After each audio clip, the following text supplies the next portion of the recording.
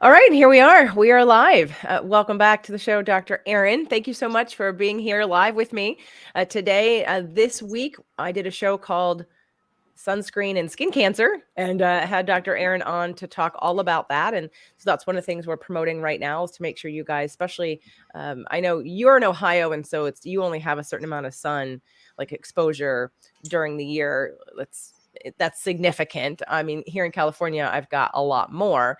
And I know people all around the world listen to the show in places that have the same kind of, some people have a little bit, some people have it all the time. But I definitely wanted to bring this episode front and center now while it's still kind of summer. And for some places in August and September, it's like the hottest time. Yeah. So, okay. So with that said, I did have someone who, and is actually your patient, Stephanie, Hey. who asked about, she wanted to know what other, so I'm going to read it. What vitamins and minerals can we take that help protect our skin and act as natural sunscreen? Well, I think thinking about natural sunscreens, we're really thinking about inflammatory processes in the body that often relate to that other process in the body that's called in biochemistry oxidative stress. I'm always finding like that's the hardest thing to explain to people, but they're so intimately related, driving each other. When your inflammation's high, your oxidative stress tends to go higher, but oxidative stress is like free radicals. So in terms of like what you can take, it's really more of a general understanding of how to lower reactivity in the body that's driving those two processes. So, one thing I'm thinking about right off the bat is the very common phenomenon of autoimmunity. And most people have no idea that they have an autoimmune process going on, because it's one of those things in the conventional world that if it even gets diagnosed, or looked at, for example, somebody's hypothyroid, well, we're not going to check your antibodies because it doesn't change our treatment. So we don't look, and then you don't know if you have Hashimoto's or an autoimmune process. And then they also don't really diagnose it as such unless your antibodies are above a certain level. So they're not looking like at this more lower functional, like pre-pathological level, things like that, that if you've got an autoimmune process, you're going to have a low grade of inflammation, or like you're eating a certain food that's driving a chronic inflammatory process in your gut. Like those are all things that are then going to relate to you being more sensitive to the sun. So it's not so much about, well, what else can I take? It's more about when we look at what's really going on in the system and we look at the data around that and we interpret your regular lab tests and blood assessments with more of a broad filter and more of a holistic filter and more of a pre-pathologic filter. Does that word make sense? Pre-pathologic. Like we're not waiting until you're full-blown sick until we say, this is telling us something. And then we go and follow that. Now, with that being said, I think that's really important because we often just want to jump into, well, what can I do? What can I take? What supplement can I take, without really understanding like, well, why is this happening in the first place? Why are you so hypersensitive to the sun? And I've had a number of patients who are, came in with like a sun allergy. Like, what the hell is that? Right? Like a sun allergy is really that, you're hypersensitive and any level of UV light is going to be triggering these other responses. But with all that being said, maybe some antioxidants, maybe, the vitamin K that goes with the vitamin D. A lot of times people take unopposed vitamin D, and you really do need the vitamin K with it in nature, in our food sources. Vitamin D, vitamin K, vitamin A, these fat soluble vitamins, they come as a package, and the body is expected and used to receiving these things. And then vitamin K is such a powerful, it's one of our most powerful antioxidants. So definitely think of that. Is that sufficient answer? Yeah, I'm trying to manage my cat, who I decided to keep in the office today while we were doing he's this. just going to be on the show then. She's always okay. She just wants to sit in my lap. So let's talk about oxidative stress for a second and some of the tests that you recommend and prescribe. And hey, Megan, yes, we're talking about how what we eat can help make a difference for our sun, like how the sun deals with our body, and if we react to it or if we don't, and how. And it's a lot more layered than just, like you said, eat this or take these supplements. And I have to say, and I don't know if you guys do this test, I just did the GI map test, and I think the biggest aha for me, because of how comprehensive it is, is to look at and our nature is to just start supplementing things, take something. Somebody tells you you have this thing, and all of a sudden you're taking probiotics. And what my test showed me is I don't need enzymes and I don't need probiotics. Yeah. Right. But so many people are just, they're here, go take something. It's but you're not testing to see whether or not, I don't have any perforations. I don't have inflammation. I don't have there's all these things that get confirmed that I might work myself into being nervous about, and all of a sudden start overdosing.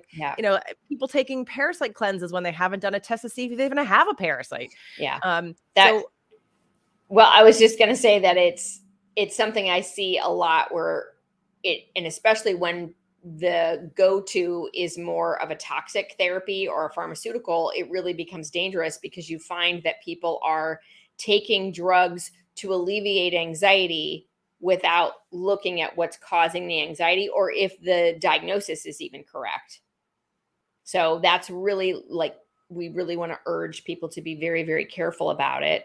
And even before you necessarily say, well, I'm just going to take a bunch of antioxidants because they're good for me, not that that would be harmful, but it may be that you're spending $150 a month on some things that you don't need, and you've got this other issue over here that's beep, beep, beep, and you need to go and address that. And then you might have a high level of oxidative stress in your system because you have iron overload, right? You may have full-blown hemochromatosis, or you may just have slightly high iron, which means you're also probably holding on to other toxicants, other heavy metals that then drive that oxidative stress process.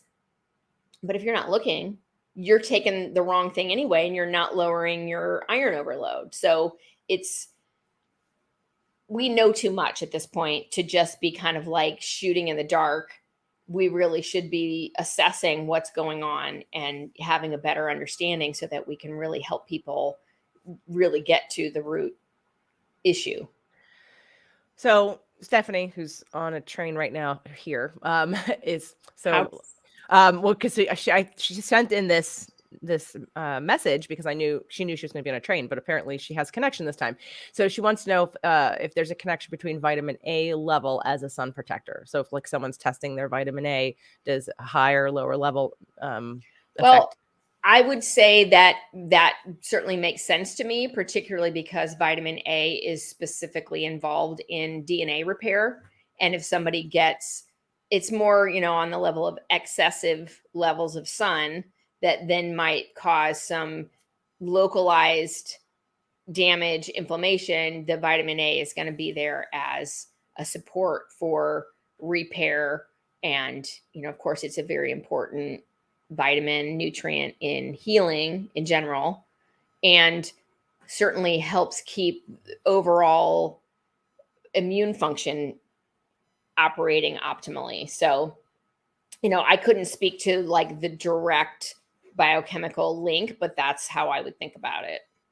So what kind of tests would someone get to see whether or not they have high oxidative stress in their body, and if they need vitamin A, or what tests do you run them through? Well, you actually can test vitamin A in the blood work. So that's one thing.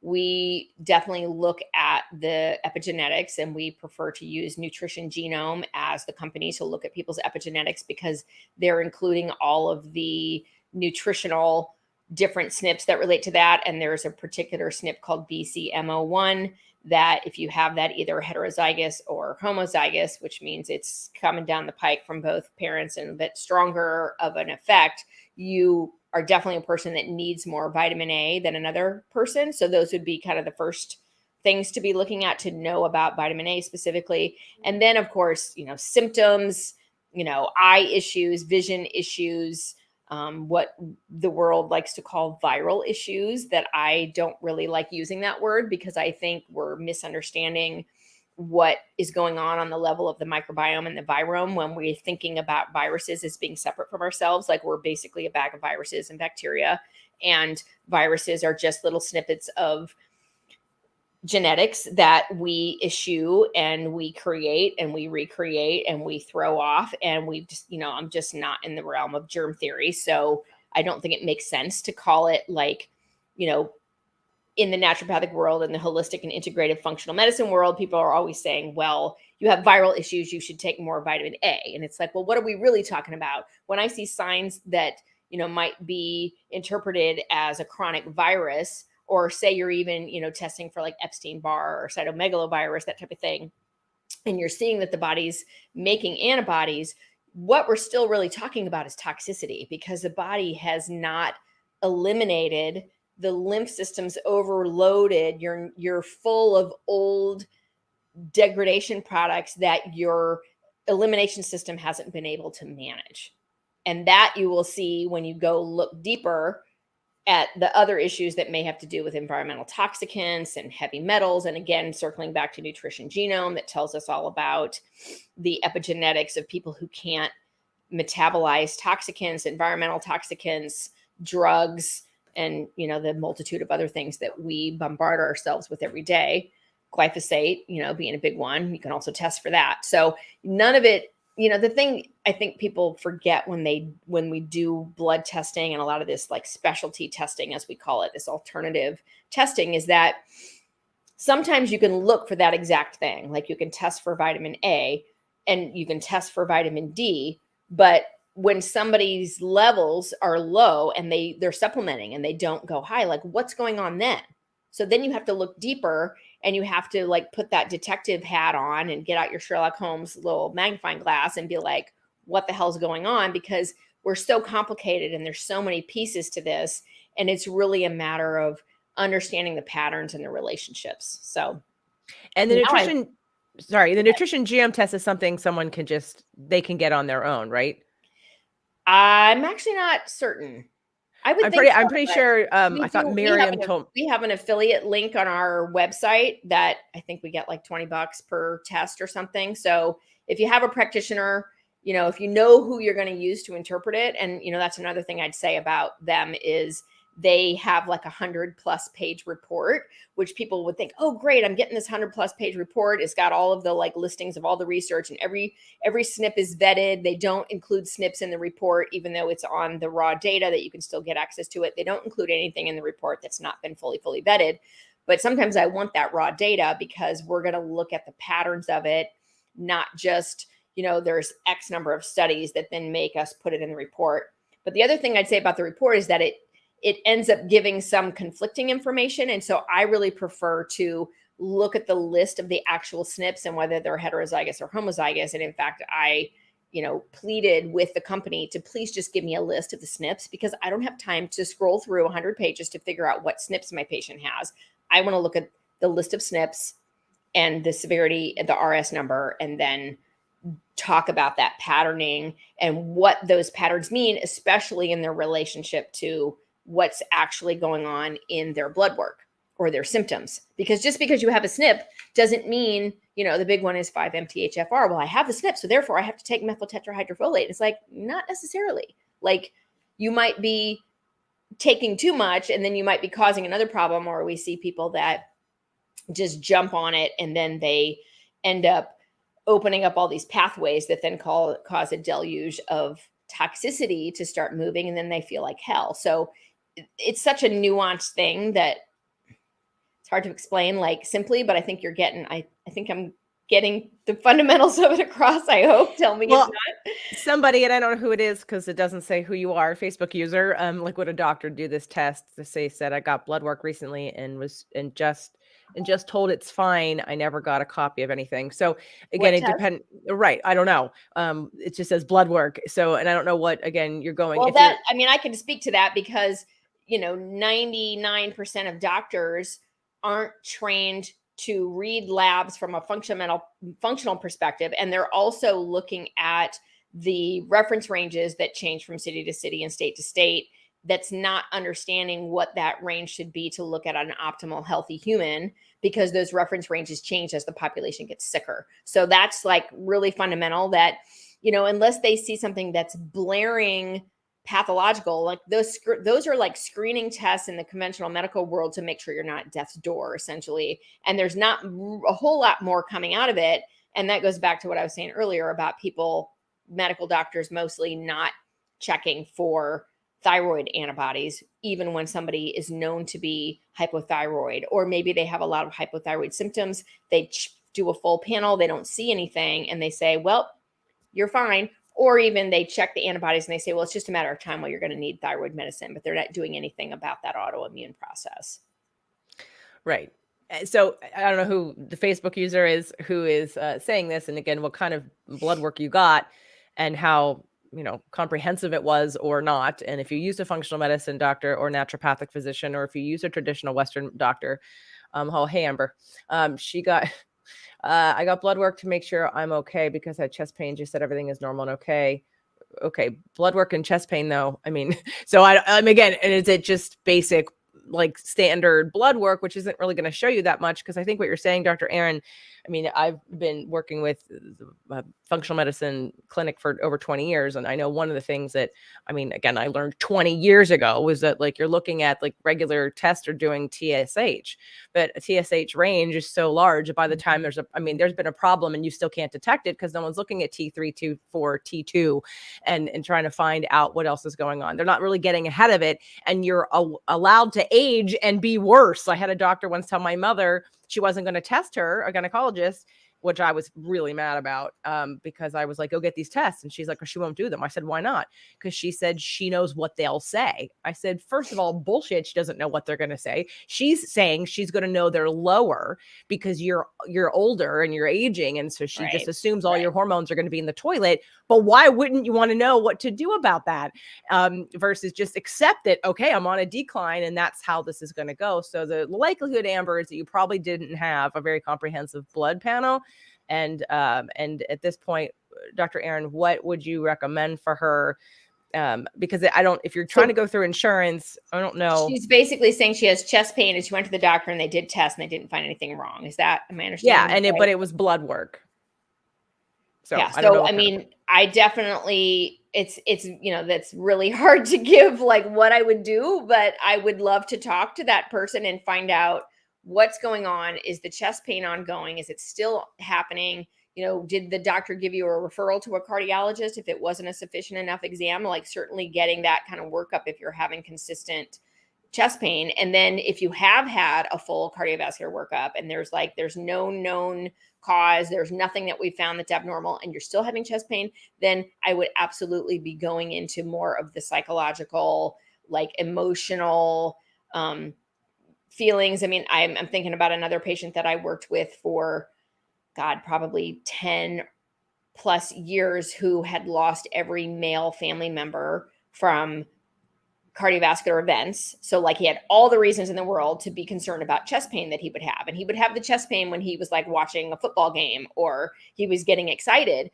So we did a lot of work with respect to metabolic health, with respect to thick, sticky blood, with respect to general circulation and cardiovascular. I mean, that was even like before I do the kind of extensive, exhaustive blood work that I do now, where I'd be looking at things like fibrinogen and platelet levels and D-dimer and, you know, other labs that tell us about thick, sticky blood and what could be going on there. But, you know, it certainly can have an emotional component as well. Like, you know, most people even have heart attacks after they've resolved some conflict having to do with territory or, you know, their business or so. Lots to say there, but not that I'm implying that this, you know, Facebook commenter is at risk of having a heart attack. But of course, that's what everybody's thinking and what needs to be ruled out if somebody's having chest pain. But there's, you know, the gamut is broad and very big that needs to be looked at. So certainly there's more labs that can be done, and certainly there's other tests that can be done to look at cardiovascular risk from both a conventional as well as a functional or, a metabolic terrain centric approach, as we would put it. Let's circle back to the sunscreen conversation and back to the oxidative stress. And because while, yes, I especially since taking this test recently, which I dragged my feet on for whatever reason, because I was doing 20 other things. And I'm like, well, maybe this will fix this because my lymph system was. Which test is this? The GI map. Oh. But for people who will get tested but aren't going to do it right now, and again, we do live in an oxidative environment, stress all the time, between our foods and our water and our air and all the pollutants and toxins in our food and things. What is it though that, like, what are some basic things that we could tell people to do that don't need tests, like that will help with free radicals, that will help in it, whether it be eating more fruits and vegetables or more vegetables, or stop doing stop microwaving your food. Right. I mean, there's all those kinds of things that I'm sure that you and your guests have said 50 trillion times about eating vegetables and this and that. But one of the things that I think is really important that doesn't get talked about enough, that I think is so critical. Maybe I said this on the main show that you're promoting right now, but is take your shoes off before you come in the house. It's the number one source of environmental toxicity is from inside your own home, because of what you've trucked in to the house, because of where you've been on your shoes. So you step on a lawn with chemicals, you walk through the grocery store with chemicals, you walk through your own garage with all of your, road dust, particulate matter, and you truck it into the house. And these things are called persistent organic pollutants, or POPs. They break down, but they don't go away. Like they become dust. So that's why we use vacuum cleaners with HEPA filters, because it's going to actually get that level of particulate matter. But the tests that have been done on environmental toxicant exposures are highest inside of homes than they are outside, because of what we bring into the house. So don't let people come in your house with their shoes on. We did not talk about that. Sunscreen. Like, this makes almost no sense, but that's how broad and holistic you have to think about these things, in terms of when I'm looking at people's labs and we're working together 1 year, 2 years, 3 years, 4 years, 5 years, it always comes back to the environmental toxicity question. And why is it that people are getting sick and dying? It's like metabolic disease and toxicity are like these persistent things that show up as patterns, and you don't know unless you look. But we pretty much all have them. Like, we know that 100% of pregnant women and, babies have these environmental toxicants in their cord blood. Like, it's ubiquitous, and we do have to all think about it. And the best way to think about it is to try to prevent getting the exposure to begin with. And it's stuff that you don't smell, you don't see, sometimes you smell it, but not very often are you smelling pesticides, right? So you might smell gas exhaust, but you don't even know this stuff is there. And then you don't know how well you can eliminate it, or how well you really can't eliminate it. And that's where people get really messed up, because they look at themselves and they look around and they're like, well, these people all eat crap. Like, why can't I eat crap? And, why they can get away with all this? Why can't I get away with it? And then we get ourselves all bent out of shape about what I can't do that everybody else can do. It's like, stop comparing yourself to other people. Like, you can only compare yourself to yourself yesterday. Rant. So is there any food or supplement that someone could take that you think we're all, besides, I think, vitamin D, besides that we're really low in, even if you're outside in the sun, something that, someone can feel good about adding that is safe and probably needed, again, in terms of like adding sun protection? Yeah, because you talked about oxidative stress. So if we all have oxidative stress, and I want to help my body protect from the sun and not have a negative reaction, and I know I have oxidative stress, minus a million little things, is there like your favorite thing to tell people to do to sort of start to help to the free radicals? Well, another fundamental thing I think about is selenium, because selenium is so deficient in the soil, and it's another huge antioxidant. It's one of the more common deficiencies that people have. It actually helps lower thyroid antibodies. It also helps to lower TSH. So it's going to mitigate that autoimmune reaction. There is something else out there. I can't think of it at the moment. That's okay. Maybe we'll have to post it afterwards because it'll come to me as soon as we hang up, because there are definitely things that help mitigate sun reactions, like specific nutrients. And there's one that I'm like, poof. Okay. But it's going to come. Stephanie wants to know what a good natural sunscreen that could be used if needed. What is some of the emotional work that is recommended in correlation to disease in the body? So I think we talked about sunscreen on the show a little bit. Stephanie, did you not listen to the show? Because Badger's a good brand, and there's the other ones that are on environmental working groups. Skin Deep, they have some verified ones. Beauty Counter makes a good sunscreen. So You're basically looking for the things that aren't going to be absorbed in the skin and don't have the toxic ingredients. Yeah, and we actually talked about the emotional work too.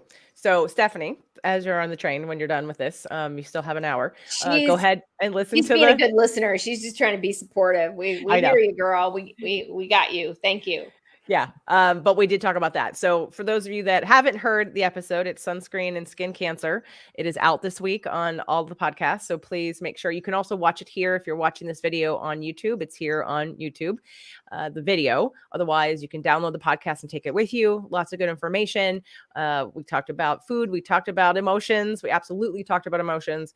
We didn't talk about all these different tests that we were talking about right now. So I guess if we had to do sort of one final kind of push of things that we didn't talk about, and you didn't talk about the taking off your shoes. So that was great to add to this. What other, I think, biggest tip? So again, oxidative stress on your body is definitely something I'm sure you would recommend that everybody look into deeper than some assuming I have oxidative stress. Of course you do. We all do. But to what degree? And what other tests would one I mean, I remember there used to be like a hand scanner that would tell you your level of antioxidants and like if you were low and if you had high oxidative stress. I don't know if that's still a thing or if it's at all still reliable. There is one other blood test I mentioned ferritin, and another biggie in the realm of oxidative stress that's really more of like a direct marker of oxidation in the body is gamma glutamyl transferase, or GGT. It's a liver enzyme, but it is considered to be like a direct marker of oxidation and oxidative stress in the body. So that's one that used to be part of our complete metabolic panels, but all the labs decided to save a little money and take that off. And now you have to order it separately. But it's one that we're definitely using quite a bit whenever we suspect that as a possibility, or liver damage, or fatty liver, or, cancer progression, metastasis to the liver, so it's a good test, and it's too bad that they don't include it in just like that basic screening. But again, we look at that as being elevated, not with the labs reference ranges, but when it's over 15. So if anybody wants to work with Dr. Erin, you can go to optionsnaturopathic.com. Did I get that right without even looking? Okay, good. optionsnaturopathic.com. You can also find her on Instagram that way and work with her, one of her doctors, to do these tests, to take a look at your terrain, to see where you're missing things, not only for sun exposure and skin cancer, but for all cancers, for all health, for all conditions, for heart conditions. We have abbreviated intakes that are called check under the hood. That's Dr. Nasha's terminology that I think is brilliant, because it's like, you check your engine, you check your car out, you check your oil, like you need to check under your own hood and make sure that you're not just putting the blinders over. And people are like, well, I don't want to know. And, it's going to come back and hit you upside the head one of these days. And that's up to you. I get it. But knowledge is power, and knowledge about yourself and your inner being is what's going on with your biology and your physiology. Is it can help alleviate a lot of anxiety if you're willing to go there. So I just encourage people to not remember that denial is not a river in Africa, as they say, right? Yes. And especially when it comes to having certain symptoms or having certain patterns of like things that keep happening to you. I don't think we need to always know everything because that helps us manifest things. I think our awareness and attention to some things blows it up out of proportion sometimes. But if you don't have any, like for things you don't have symptoms for, but if you, I had symptoms, I had gut symptoms. So you need to look at what Sure. the players are. And that way you're making decisions based on what's really going on, not some kind of guesswork because of all the different variables that we have. And I think too often we're just guessing. I mean, I was taking, probiotics, I was taking enzymes, I was taking this bloat banisher thing. And then I was like, oh my God. And then when I got the test back, I was like, well, it's none of those things. So awesome. And anyway, but so testing absolutely is important. I don't know that I think everybody needs every single test if you don't have any symptoms, but No. yeah, but when you have, but like to narrow it into a good blood plan, a good blood work, comprehensive blood work for people, like to get ahead of the game to see where you're going, so that way your vitamin D levels aren't going to be in the toilet by the time you have a problem, and your thyroid is still functioning, and so you want to definitely have some bit of knowledge about where you're starting, what can be improved upon, and then of course what even aging is anyway, which is basically the decrease of all of these things. So when you're thinking, oh, I'm going to be proactive and get out ahead of my health, what does that mean? Well, know where you are, so you know what you're addressing, so you know how to move forward and work with somebody on making these things better, so that you're always optimal, not just kind of getting by and then avoiding death, as a lot of health sick care wants you to be like, oh yeah, you're just going to decline. Yep, well, you're in the toilet, but that's normal because you're old. Well, it's always this balance between giving a patient information in a way that makes it actionable, that isn't trying to say you should be afraid of X, Y, and Z. Like, we don't want to do any fear mongering. It's really like, understand that this is related to these consequences and these possibilities. And if there is a lot of anxiety that comes up as a result of that, then we go back to like, what's imbalanced in the temperament, or what's there in your history that needs to be attended to with respect to your mental, emotional health, that then we can also work on, because that's all driving your, metabolic health too. Anxiety that's not spoken to is speaking to, cortisol levels and insulin-like growth factor levels and driving up blood sugar. So even if you do a test and you get really anxious, that's still something that we would want to talk about and help with the whole relationship between mind, body, and soul, right? Absolutely. Little emblem says behind you. Yeah, well, it's all connected, and so we have to start somewhere. And guesswork, guessing isn't good, especially when it comes to your health. And again, if the symptoms don't go away, and to again be proactive, which is what I want everybody to be preventative, be proactive, to a certain degree, without making yourself crazy or nuts. Because then again, those epigenetics also turn on and off based on your emotions. Right. We don't want to like that anxiety to blow us into a sickness that didn't need to be there. So looking at that's important. So make sure everybody, she does telemedicine at the clinic, she and her doctor. So optionsnaturopathic.com if you would like to. And then again, please listen to the episode this week. Either watch it here on YouTube on the video, or download the podcast and take it with you, so that you can get all the benefits of the sun and none of the negatives, and you can feel really good about your choices, and we can stop polluting the earth with the crap that's out there, and also your skin. And I appreciate today, especially for filtering some of these questions. Thank you, Shauna. Thank you, Stephanie. Thank you, Amber. Thank you, Megan, for coming live, and anybody else that did. I appreciate it. So Dr. Erin, thank you so much. Thank you. Thanks for having me, and bye, everybody.